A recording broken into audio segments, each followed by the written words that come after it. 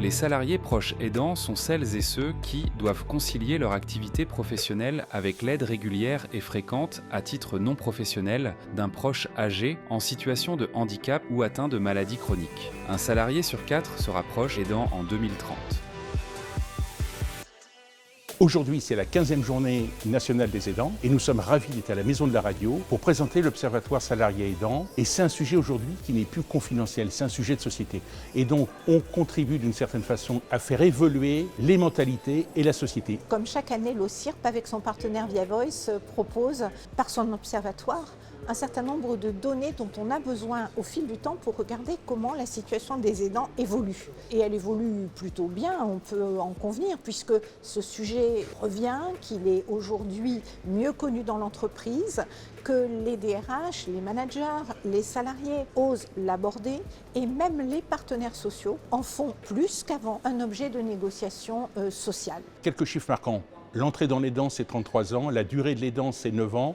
L'âge moyen de l'aidant, c'est 42 ans et quand j'aide, c'est 10 heures par semaine. Les tendances qui m'ont vraiment interpellée, c'est le fait que les directeurs et les managers, les leaders des entreprises veulent vraiment s'emparer de cette dynamique de reconnaître la présence des salariés aidants dans leurs entreprises. Donc on voit que le sujet prend de l'ampleur, on voit que le sujet est sociétal et on voit aussi qu'avec l'allongement des carrières, si on entre dans l'aidance en moyenne à 33 ans et qu'on sort de l'entreprise vers 60 ans, on a 30 ans de carrière à faire alors qu'on sera amené à être aidant une fois, plusieurs fois, voire être pluri-aidant, c'est-à-dire s'occuper de plusieurs personnes à la fois. Ce genre de rendez-vous est absolument vital. Si on n'aide pas l'aider, on n'aide pas l'aidant. Alors tant qu'à faire, soyons tous concentrés sur ce duo. Une personne en situation d'aidance, quand elle est complètement submergée par la tâche, elle dit « je fais comment ?» Eh bien, c'est répondre à la question toute simple du « je fais comment ?» qui nous semble être un enjeu de la protection sociale aujourd'hui et en particulier un enjeu dans le champ de la prévoyance. 3 sujets essentiels. Le premier, la capacité pour les aidants salariés de se reconnaître aidants salariés, qui est l'enjeu majeur si on veut avoir une politique prospective et péchue sur le sujet des aidants salariés. La deuxième marche, c'est considérer que l'entreprise peut être un lieu de performance économique et à la fois un lieu de résilience, un lieu d'accompagnement, un lieu serviciel qui va permettre à n'importe quel salarié qui va parcourir son parcours de salarié et traverser une période d'aidance, de pouvoir être accompagné vers, et c'est mon troisième sujet, des solutions. L'enjeu majeur pour les entreprises qui en sont conscientes, c'est de briser le tabou et d'aller dans cette démarche assez progressivement parce que les solutions se co-construisent par de l'information partagée, par des services qui peuvent être apportés par des mutuelles et prévoyances, par aussi des lieux de parole.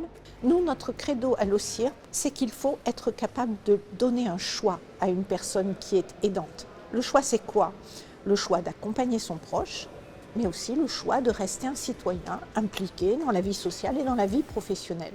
Et donc nous, à l'OCIRP, nous sommes, avec les membres de l'Union, donnés comme enjeu d'apporter une réponse en service et en agencement pour que la vie à domicile soit possible et pour que le salarié proche aidant puisse concilier son travail et l'aide du proche. Le rôle de l'OCIRP ici est majeur parce que c'est un acteur de la protection sociale et on le voit bien, les acteurs de la protection sociale ont leur rôle à jouer en tant que tiers entre l'employeur et le salarié, en tant que tiers de confiance. On voit bien qu'au travers de la prévoyance, on peut mettre en place, en termes de financement, en termes d'accompagnement, des dispositifs qui permettent de suivre les salariés aidants. Il n'y a absolument aucune évidence à traiter du salarié aidant aujourd'hui, si ce n'est de se convaincre que c'est un sujet qui nous concerne, qui concerne les chefs d'entreprise et qui a besoin d'acteurs comme l'OCIRP pour pouvoir continuellement ramener le sujet au cœur de nos priorités, parce que ce sujet est central, parce qu'il parle éminemment de nous, en même temps qu'il soulève plein de questions, notamment la question de la performance économique, qui ne pourra pas s'organiser telle qu'elle s'organise aujourd'hui si on n'aborde pas le sujet de front du salarié aidant. Ça convoque toute la société. C'est un enjeu sociétal, économique et humain. Et Emmanuel Hirsch, responsable du comité d'éthique, disait c'est une question démocratique d'éthique. C'est plus un enjeu de partenaires sociaux et donc les entreprises sont à la manœuvre. On va dire une vingtaine d'entreprises à signer des accords, une dizaine de branches. Donc c'est un sujet partenaires sociaux, employeurs, salariés.